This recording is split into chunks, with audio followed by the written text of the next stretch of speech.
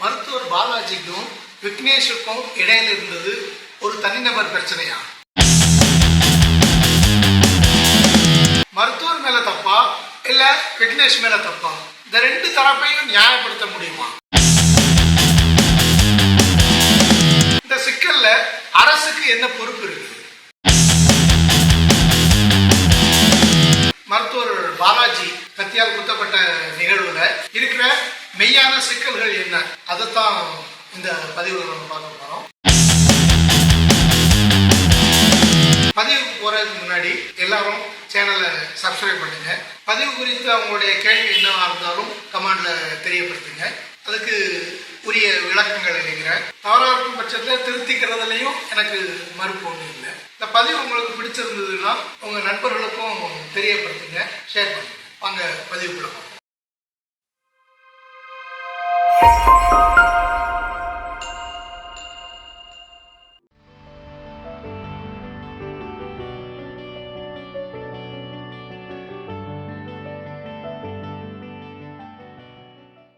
Hi, எப்படி இருக்கீங்க? எல்லாரும் நல்லா இருக்கீங்கன்னு நினைக்கிறேன். 2 நாளைக்கு முன்னாடி கிண்டி மருத்துவமனையில டாக்டர் பாலாஜி அப்படிங்கிறவர் விக்னேஷ் அப்படிங்கிறவங்க கத்தியால குத்திட்டாங்க. கடந்த 2 நாளா ஊடகத்துல அதான் பெரிய பரபரப்பான செய்தியா போயிருக்கு.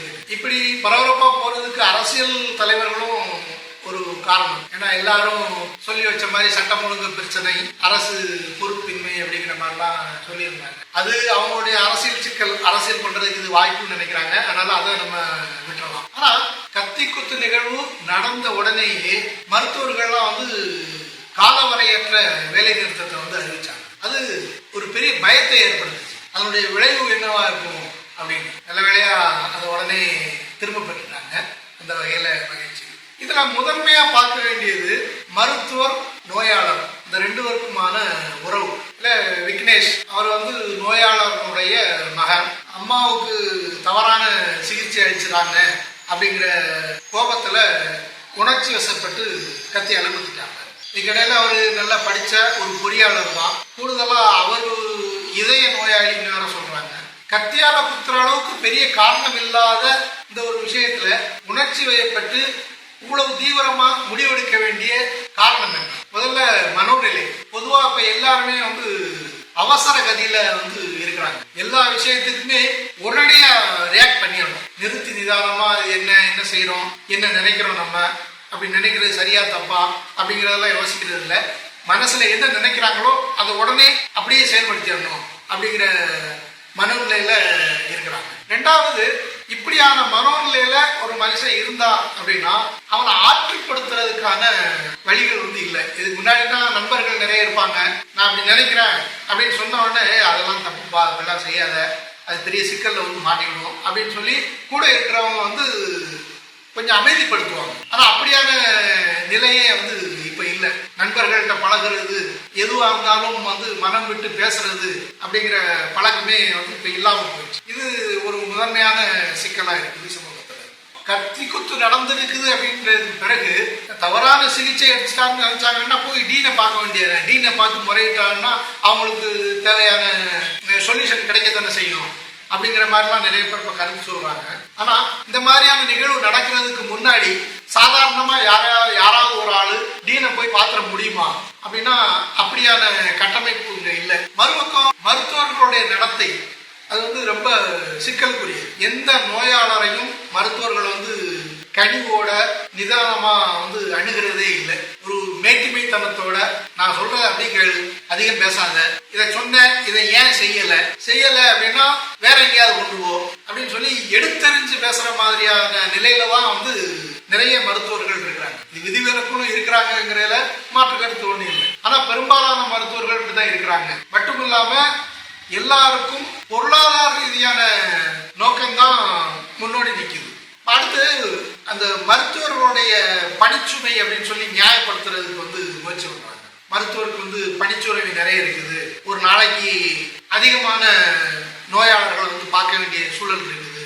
எல்லாருக்கும் கனிவா பதில் சொல்லிட்டு இருக்க முடியாது. அப்படியான அழுத்தங்கள் இருக்குது. கட்டமைப்பு வசதி குறைவா இருக்குது. இந்த மாதிரிலாம் பல காரணங்களை சொல்லிட்டு மருத்துவர்களுடைய நடத்தையை நியாயப்படுத்துற போக்கு இருக்குது. இதை ஏற்றுக்கிடவே முடியாது. இதெல்லாம் அப்படி விரிவுபடுத்தி பார்த்தோம்னு வச்சுங்க, எல்லாரும் இப்படி சொல்ல முடியுமா? ஒரு கொத்தனார் இருக்கிறாரு, மேல இருந்து சாரம் கட்டி வேலை பார்க்குறாரு, கடுமையான மன அழுத்தம், கடுமையான பணிச்சுமை இதெல்லாம் இருக்குது. அவர் செங்கலை வச்சுக்கிற உள்ள மேஸ்திரி இப்போ மேலே போட்டாரு அப்படின்னா அவருடைய பணிச்சுமை அதிகமாக இருக்குது அப்படின்னு சொல்லி அதை நியாயப்படுத்த முடியுமா அப்படின்னா அப்படி முடியாது. ஆனால் பெரும்பாலானவர்கள் மருத்துவர்களுடைய இந்த நடத்தையை இந்த மாதிரி பணிச்சுவை கட்டமைப்பு வசதிகள் இல்லை அப்படிங்கிறதெல்லாம் காரணமாக காட்டி நியாயப்படுத்த முயற்சி பண்றாங்க. எப்படி நோயாளர்களுடைய மனோநிலை அதை நியாயப்படுத்துறது தப்போ, அதே மாதிரி மருத்துவர்களை நியாயப்படுத்துறதும் தப்பு தான். ரெண்டுமே தவறாங்க. நோயாளர்கள் அப்படிங்கிறவங்க அடிமைகள் கிடையாது. முறைப்படி அவங்களுக்குள்ள உரிமைகளோட அவங்கள நடத்தணும் அப்படிங்கிறது ரொம்ப ரொம்ப முதன்மையானது. இந்த இடத்துல கவனிக்கப்பட வேண்டிய விஷயம் அதுதான். இந்த நிகழ்விலேயே கூட அந்த மருத்துவர் எப்படி நடந்துகிட்டாரு அப்படிங்கிறது நமக்கு தெரியாது. அது அவங்க சொல்றதுல கூட குறைகள் கூட இருக்கலாம், அதுல மாற்று கருத்து இல்லை.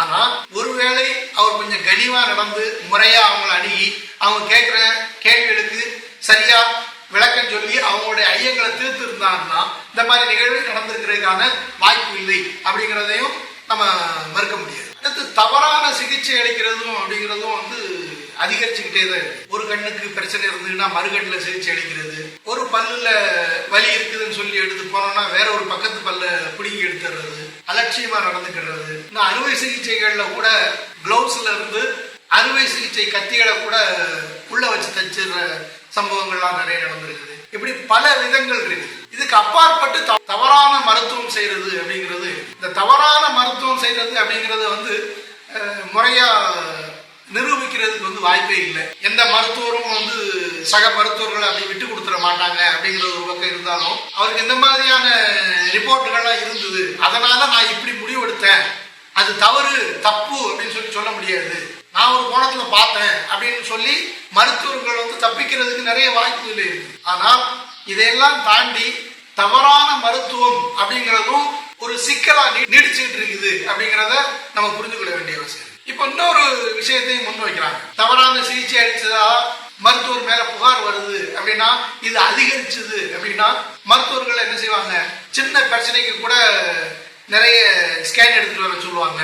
ஏன்னா அவங்க எஸ்கேப் ஆகணும் அப்படிங்கிறதுக்காக. அப்படிங்கிற மாதிரியான வாதங்கள்லாம் முன் வைக்கிறாங்க. இது என்ன மாதிரியான வாதம்? இது இந்த மாதிரி சிக்கல் மருத்துவர்களுக்கு மட்டும்தான் இருக்குதா? எல்லா துறைகளிலும் இந்த மாதிரி சிக்கல் இருக்குதா? ஆசிரியர்கள் எடுத்துக்கிடுவோம். மாணவர்கள் பரீட்சையில தேர்ச்சி பெறல அப்படின்னா அதுக்கு ஆசிரியர்கள் பொறுப்பு அப்படின்னு சொல்லி அழுத்தம் கொடுக்கிறது அதிகரிச்சது அப்படின்னா ஆசிரியர்கள் அதை அதுல இருந்து எஸ்கேப் ஆகிறதுக்கு என்ன வேணாலும் சொல்லலாமே, இவன் பாஸ் ஆக மாட்டான் அப்படின்னு சொல்லி முன்கூட்டியே வெளியில சொல்றது, வெளிப்படையை சொல்றது, இந்த மாதிரி நடவடிக்கைகள்லாம் ஆசிரியர்கள் எடுக்க மாட்டாங்கிறதுக்கு என்ன நிச்சயம் இருக்கு? ஒரு அரசு அதிகாரி இருக்கிறாரு, ஒரு கட்டடம் கட்டுறதுக்கு அனுமதி அளிக்க வேண்டிய இடத்துல அவர் இருக்கிறாரு அப்படின்னா நாளைக்கு ஏதாவது பிரச்சனை என்ன பண்றது?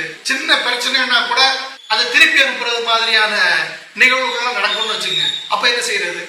எல்லா வேலைகள்லையுமே அந்தந்த வேலைகளுக்குள் உண்டான பொறுப்பு இருக்குது. அந்த பொறுப்பை எல்லாரும் ஏற்றுக்கணும் அப்படிங்கிறது தான் சரியே தவிர, மருத்துவர்கள் இந்த மாதிரி நெருக்குதல் கொடுத்தா அவர் இந்த மாதிரி ஸ்கேன் ரிப்போர்ட்டா எழுதி கேட்பாரு, அது நோயாளிக்கு பிரச்சனை அப்படின்னு சொல்றது சரியான வாதமே இல்லை.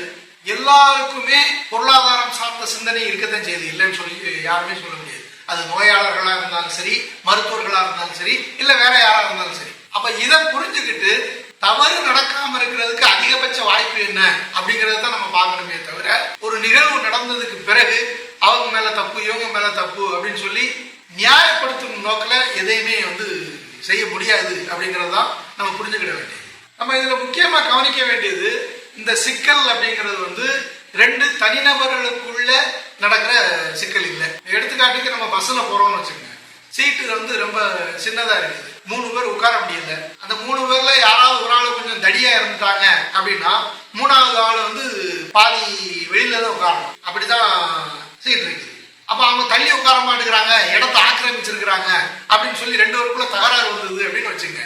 இது தனிநபர்களுக்கு இடையிலான தகராறா, இல்ல கண்டக்டருக்கும் பயணிகளுக்கும் இடையில சில்லறை தகராறு வருது அப்படின்னு வச்சுங்க. இது தனிநபர் தகராறா? இது சில்லறைய அதிக அளவுல புழக்கத்துல விடாததும், பேருந்தில் உள்ள சீட்டை போதுமான அளவு இடவசதி இல்லாம நெருக்கடியா வச்சிருக்கிறதும் அரசோட தவறு. அப்ப இதுல முதன்மையான பிரச்சனை என்ன இருக்குன்னா, அரசு தன்னுடைய பொறுப்பை சரியா செய்யாம அதை தனிநபர் தவறாக திருப்பி விடுறாங்க. இதே விஷயம்தான் இந்த நிகழ்வுலையும் வந்து நடக்கிறத நம்மளால பார்க்க முடியும். மருத்துவர்களுக்கு பணிச்சுமை, அவங்களுக்கு பாதுகாப்பு வேணும், இந்த மாதிரி பல கோரிக்கைகள் வந்து இருக்குது. இந்த கோரிக்கைகள்லாம் சரியா முறைப்படுத்தி கவனிச்சு ஒரு பகுதி இருக்குன்னா அந்த பகுதியில் எத்தனை பேருக்கு எத்தனை டாக்டர் இருக்கிறாங்க அதையெல்லாம் குறைக்கிறதுக்கான கட்டமைப்பு வசதிகள்லாம் செய்ய வேண்டியது அரசுக்கான பொறுப்பு. மறுபக்கம் ஒரு நோயாளர் ஒரு மருத்துவமனைக்கு வர்றாங்க அப்படின்னா அவங்கள முறையா ஆற்றுப்படுத்துறதுக்கு என்ன செய்யணும் அப்படிங்கிறதுக்கான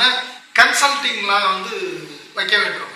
அதை எல்லா பெரிய மருத்துவமனைகளையும் வந்து ஏற்பாடு செய்யணும். மறுபக்கம் தவறான சிகிச்சை அப்படின்னு சொல்லி யாரும் நினைக்கிறாங்கன்னா அவங்களுக்கு எளிதான வழிமுறை இருக்கணும், என்ன செய்யணும் எப்படி செய்யணும் அப்படிங்கிறதுக்கு. அப்ப இதெல்லாம் வந்து அரசு செய்ய வேண்டிய வேலைகள். இந்த அரசு செய்ய வேண்டிய வேலைகள் முறையா செய்யப்பட்டிருந்தது அப்படின்னா ஒரு மருத்துவருக்கும் ஒரு நோயாளருக்கும் இடையிலான பிரச்சனையா வந்து இது இருக்காது, இந்த மாதிரி சிக்கலும் நேர்ந்திருக்காது.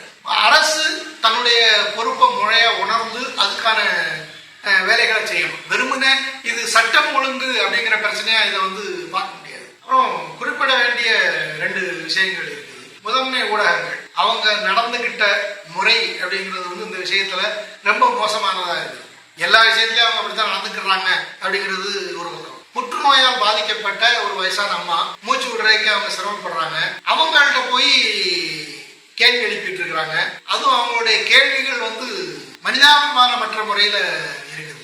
இது ஒரு பக்கம். அப்படின்னா மறுபக்கம் காவல்துறை இந்த சிக்கல் வெளில பெரிய அளவுல பேசப்பட்ட உடனேயே வீட்டுக்குள்ள நுழைஞ்சு பழைய ரிப்போர்ட்டுகளை எல்லாம் வந்து எடுத்துட்டு வந்திருக்கிறாங்க அப்படிங்கிற மாதிரியான தகவல் தான் வருது. இது என்ன மாதிரியான செயல் இது? இந்த சிக்கல்ல ஊடகங்களும் காவல்துறையும் வந்து நடந்துகிட்ட முறை வந்து ஏற்புடையதா இல்லை அப்படிங்கிறத கண்டனத்தோட பதிவு பண்ண வேண்டிய தேவை இருக்குது. மீண்டும் அடுத்த ஒரு நிகழ்வுல சந்திக்கலாம். நன்றி.